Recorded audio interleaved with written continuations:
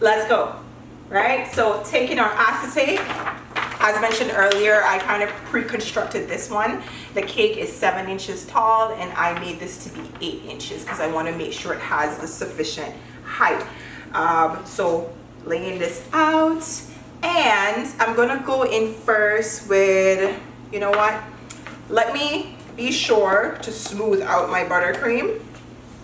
The reason why I say so is because if I apply the buttercream, you know, just the way it is, not smoothed out, that is the way it's going to come out once the frosting has set on the cake. So I'm just, see, smoothing it out a bit.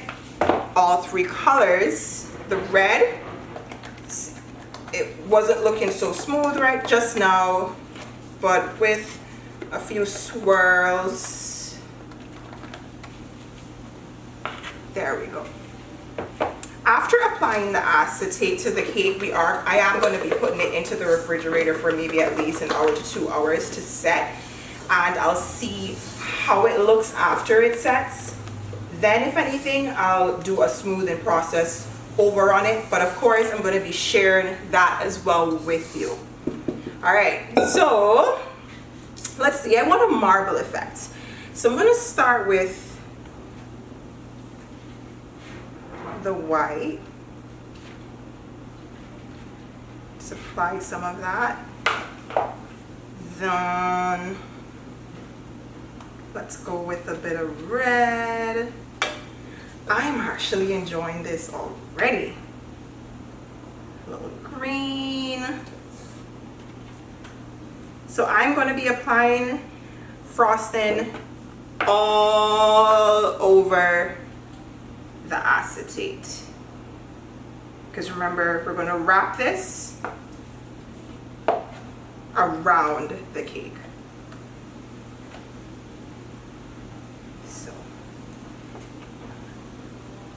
see, oh no, let's go back in with the green.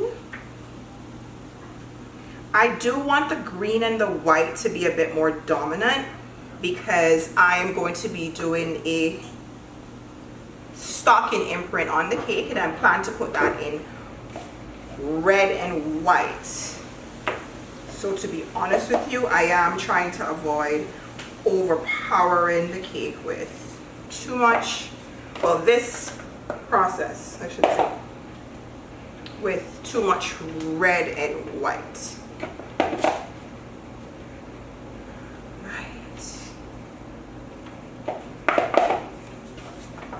We're getting there.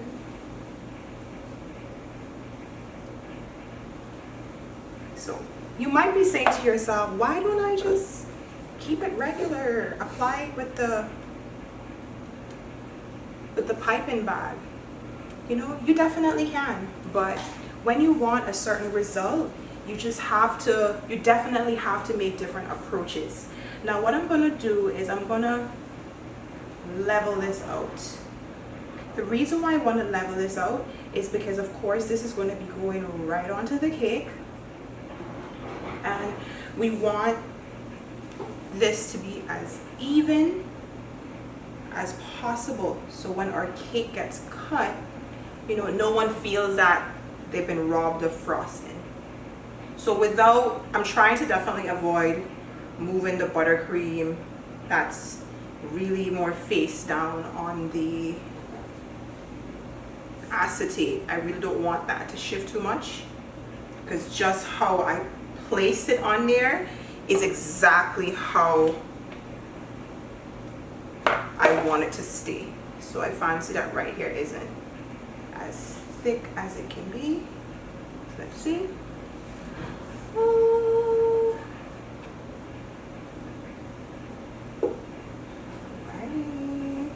Oopsie. Maybe just a little more red right there. Alright. My backup is the scraper. So I'm just going to take that, and this will also help me with making sure everything is as level as can be. Bam. Right? Alright. It's now the time and moment of truth. Let's get these out of the way. Alright. So here we go.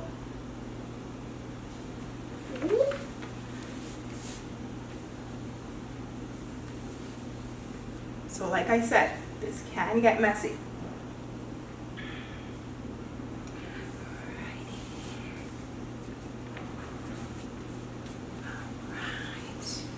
Now, what I'm going to do is I'm going to take this scraper and I'm going to start pressing it.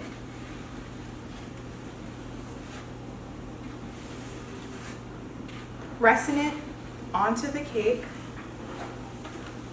and making sure that it's applied. I can literally see where it's sticking to the cake. There I go.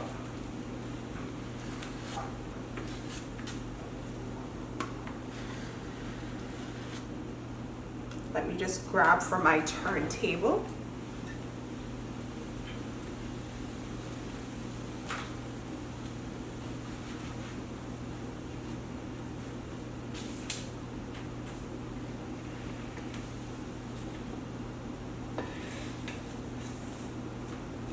There we go. So as mentioned, using a scraper, we're going to make sure that we can visibly see where this is sticking to our cake.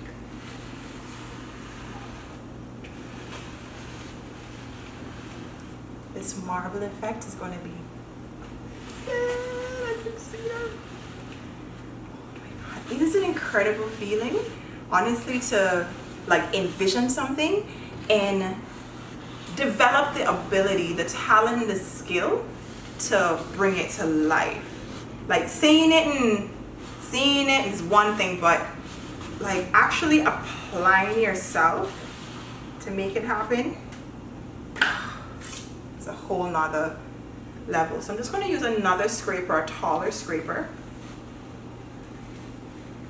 And I'm doing this as if I was to have put the buttercream on with a piping bag and was smoothing it out, because I don't want it to have like a bunch of waves.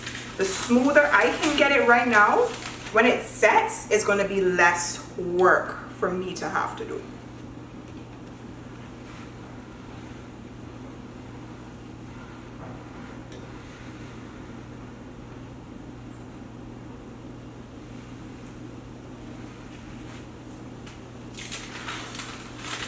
Bam. So right here, the acetate does have a small gap. What I'm going to do is taking the frosting that I want to be dominant. Well, maybe not that much. Oopsie. I'm just gonna put that there to help level out the buttercream.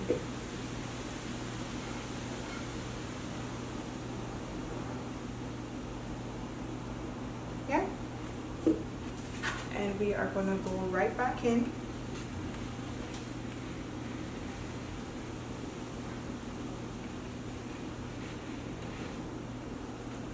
Remove that excess.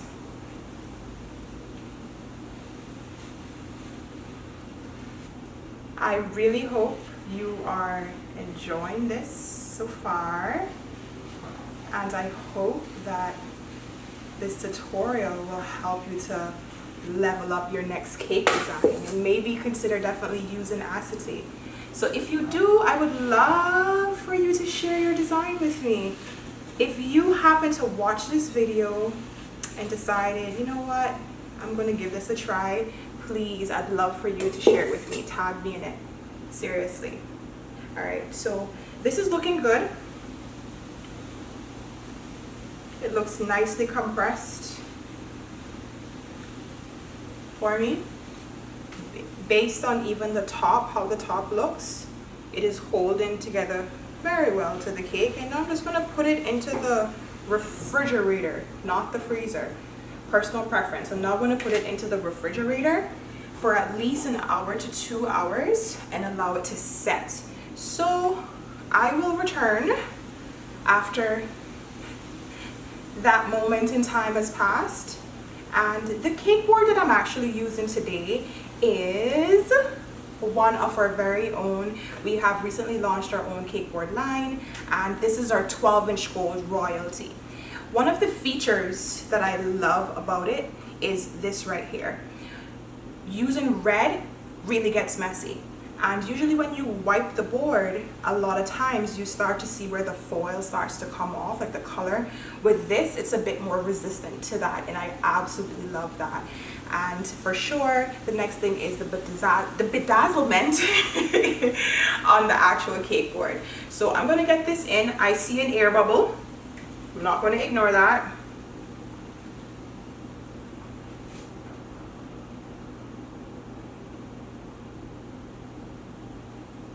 There I go. And I'm going to now get this in the refrigerator. Hands clean.